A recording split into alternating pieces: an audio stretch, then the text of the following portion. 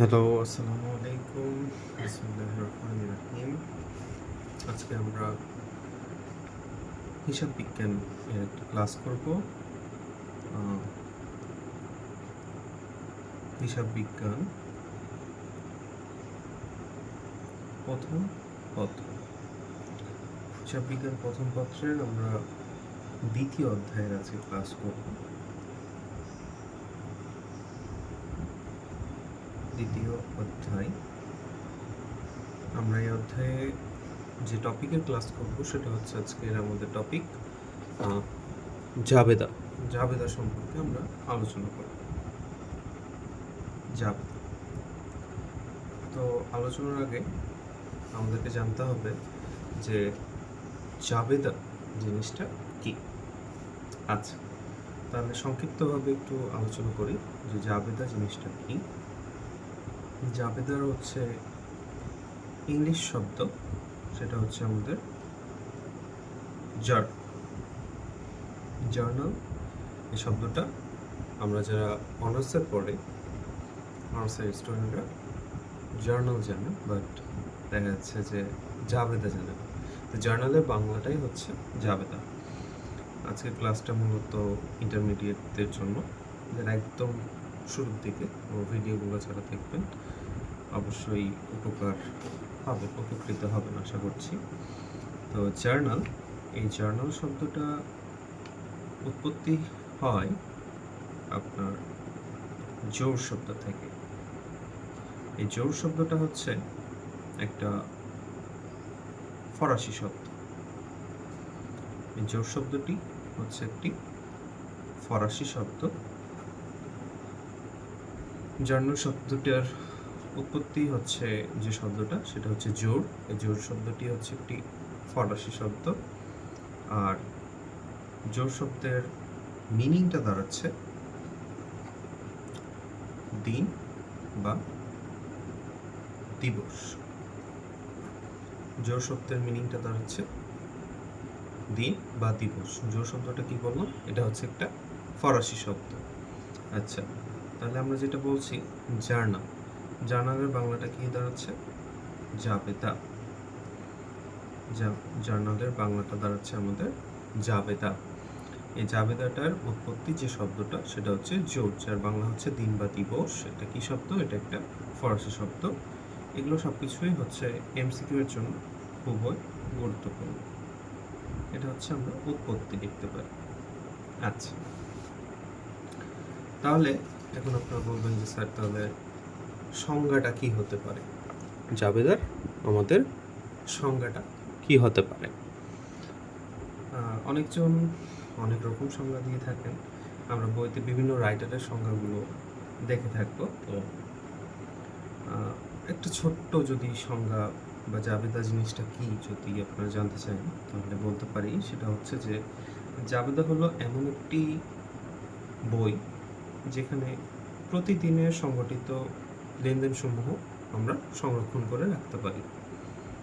কি বললাম তাহলে? জাবেদা হলো এমন একটি বই যেখানে প্রত্যেক দিনের লেনদেনগুলো আমরা সংরক্ষণ করে রাখতে পারি।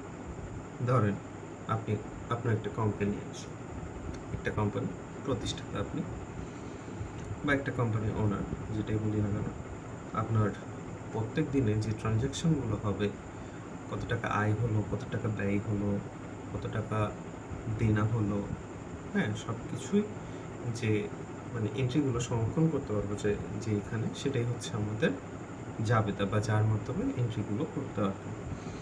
এই ছিল জাবেদা নিয়ে আলোচনা। এখন যদি আমি বলি যে জাবেদা জিনিসটা তো বুঝলাম, তবে এগুলো একদম বেসিক জিনিস, কিন্তু আমাদের তো ম্যাথ করতে হবে। হ্যাঁ, আমাদের পরীক্ষাতে ম্যাথ আসবে, ম্যাথটা শিখতে হবে। তো আমি একটা ম্যাথে যদি চাই, ঢাকা বোর্ড 2023 সালের একটা ম্যাথ, আমি তো ম্যাথগুলোই আমার পেজটাতে আপলোড দিব। প্রত্যেকটা ম্যাথ হচ্ছে সলভ করে দেখানোর চেষ্টা করবো আপনাদেরকে। আচ্ছা, তো তার আগে আমাদের শিখতে হবে অবশ্যই যে জাবেদার ছক কিভাবে করে টানে।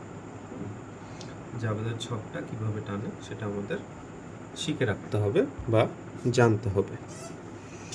তো আমরা শিখব যে জাবেদার ছকটা কিভাবে আমরা টানি। আচ্ছা, উপরে একটু জায়গা রাখবো আমরা। এখানে উপরে কোম্পানি নেম বা হচ্ছে যে ব্যবসা প্রতিষ্ঠানের নাম থাকবে সে নামটা আমাদেরকে লিখতে হবে।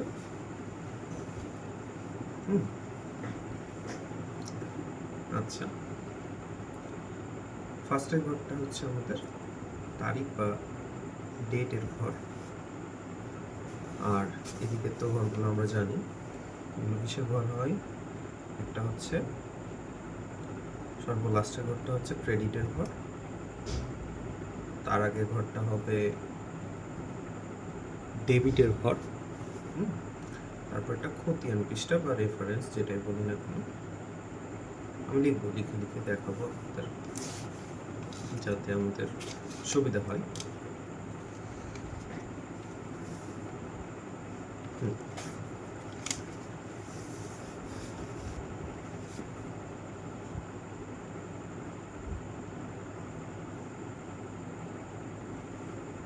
ধরেন টানলাম, এটা একটা জাবেদার ঘর টানলাম। আচ্ছা, তাহলে জাবেদার ঘরটা যদি আমরা টানতে পারি তাহলে শিখবো নামগুলো কোনটা কি বলা হচ্ছে।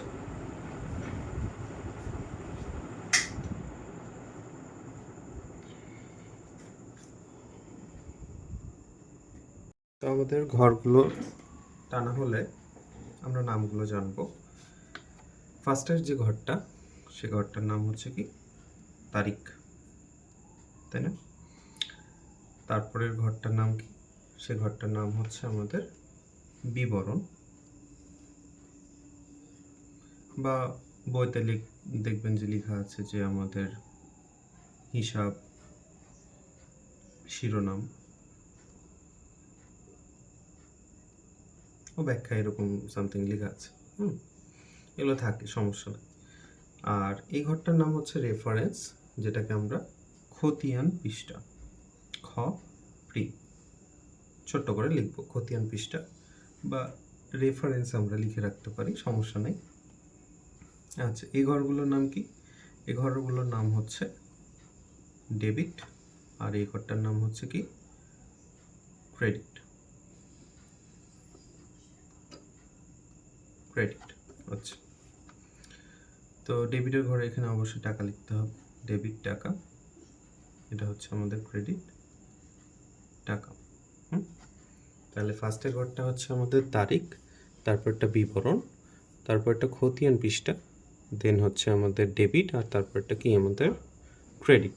ওকে, এখন শিখলাম আমরা যে জাবেদার ছক কিভাবে টানি, তাই না? এখন সাপোজ আমি যে অঙ্কটা নিয়েছি সেটা হচ্ছে আমাদের ঢাকা বোর্ড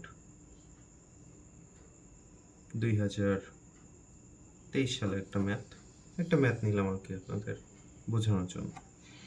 তো এখানে ফার্স্টে আছে আমাদের বলছে ম্যাথটাতে যে মিস্টার সাকিবের হিসাব বই থেকে নিম্নের ঘটনাগুলো নেওয়া হয়েছে, ঠিক আছে? তাহলে কার ম্যাথ এটা? মিস্টার সাকিবের। তাহলে এখানে অবশ্যই আমরা লিখব যে মিস্টার সাকিব এর, মিস্টার সাকিব এর কি করব আমরা? জাবেদা করব। হ্যাঁ, তাহলে এই মাথাতে লিখব আমরা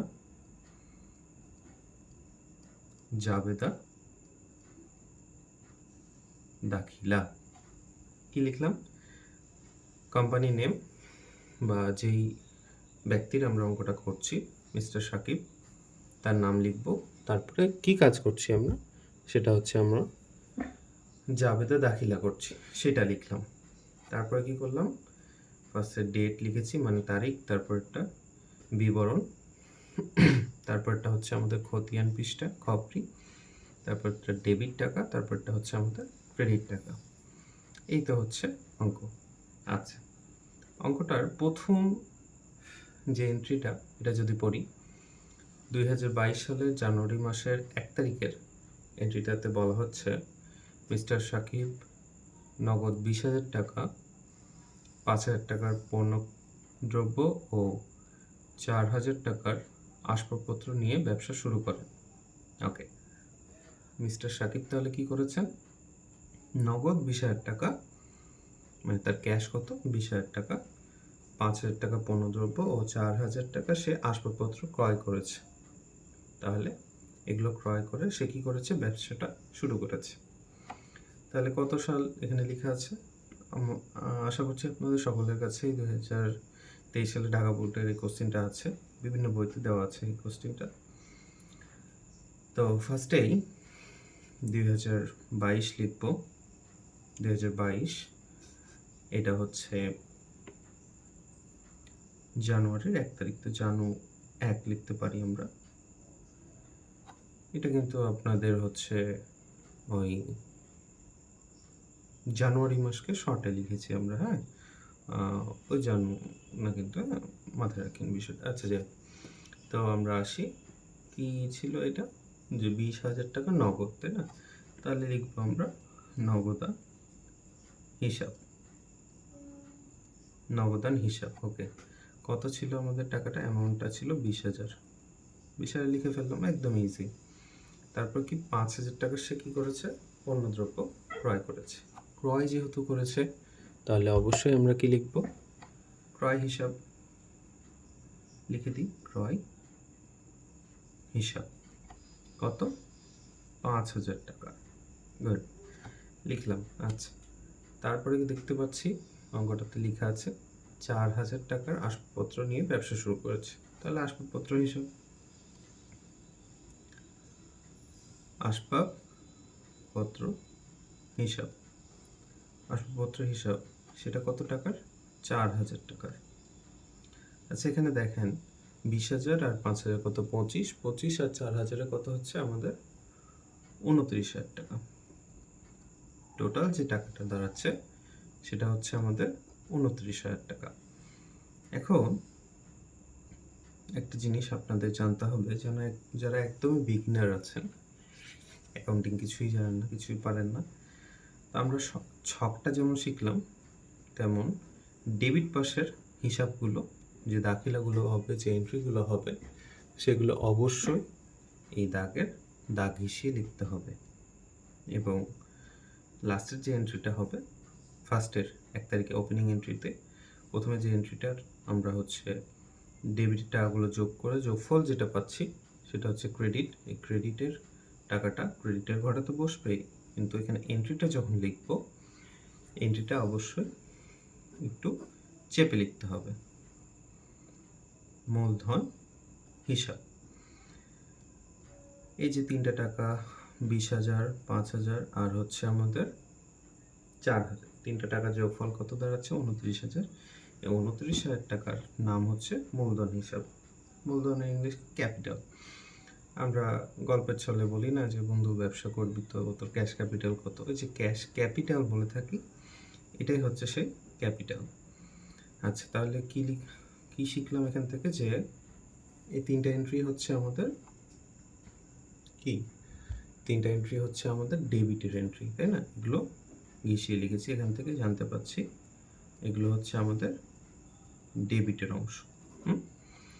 আর এই এন্ট্রিটা যেহেতু আমরা গ্যাপ দিয়ে লিখেছি, একটু গ্যাপ দিয়ে লেখার জন্য এই এন্ট্রিটার বোঝা যাচ্ছে যে এটা হচ্ছে আমাদের ক্রেডিট। এন্ট্রিটা আমাদের ক্রেডিটের, ঠিক আছে? এই হচ্ছে অঙ্ক। ফুল ম্যাথ দেখাবো অবশ্যই, তবে আজকে শুধু জাস্ট জাবেদা কি, জাবেদার উৎপত্তি কোথা থেকে আসছে, এবং ম্যাথ করার সময়, আমরা অঙ্ক করার সময় জাবেদার ছকটা কিভাবে টানবো আর জাবেদা নিয়ে কিভাবে করে ম্যাথ করে সেই টেকনিকটা খালি আমি একটু দেখানোর চেষ্টা করলাম। আচ্ছা, এখনও শেষ হয়নি ভিডিওটা, একটু ধৈর্য ধরে দেখবেন। এখন এটা গেল যারা আমরা ইন্টারমিডিয়েটে পড়ি তাদের জন্য। এখন অনার্সের যেসব আমার ভাই বোনরা আছে তারা তো বলবেন স্যার আমাদের ম্যাথগুলো সব ইংলিশে, তাহলে কিভাবে করব? আচ্ছা, দেখেন, খুবই কমন একটা প্রশ্ন থাকে, বিভিন্ন বোর্ড কোশ্চেনও দেখতে পারবো, সেটা হচ্ছে কোম্পানি নেম এরকম থাকে যে ABC লিমিটেড, বা এবিসি কোম্পানি এরকম থাকে। আচ্ছা, ধরেন যে এটা একটা এবিসি কোম্পানি। এটা কিন্তু ঢাকা বোর্ডের কোশ্চেন না। আমি এই কোশ্চেনে আদলেই ইংলিশ ভার্সনটা কী হয় বা অনার্সের যারা আছেন তারা কীভাবে ম্যাথটা করবে তাদের জন্য। তারাও যদি এই ভিডিওটা দেখে থাকেন অবশ্যই হেল্প হবে। তাহলে কোম্পানি নেমটা আগে লিখলাম, তারপরে কি করব আমরা, এটা হচ্ছে আমাদের জার্নাল এন্ট্রিজ। ওকে, তাহলে এটার নাম দিচ্ছি আমরা, কোম্পানি নেম দিলাম। এটা কি কাজ করছে, এটা হচ্ছে আমরা জার্নাল এন্ট্রিজ করছি। আচ্ছা, এই ঘরগুলোর নাম যদি বলি, এটা হচ্ছে আমাদের ডেট, এই ঘরটার নাম হচ্ছে ইংলিশে পার্টিকুলার্স বা অ্যাকাউন্ট টাইটেল লিখতে পারি, অ্যাকাউন্ট টাইটেলস বা টাইটেল যেই বলি না কেন, এই গেল। এটাকে ইংলিশে লেখা হয় রেফারেন্স। এই ঘরগুলো হচ্ছে আমাদের কি রেফারেন্স।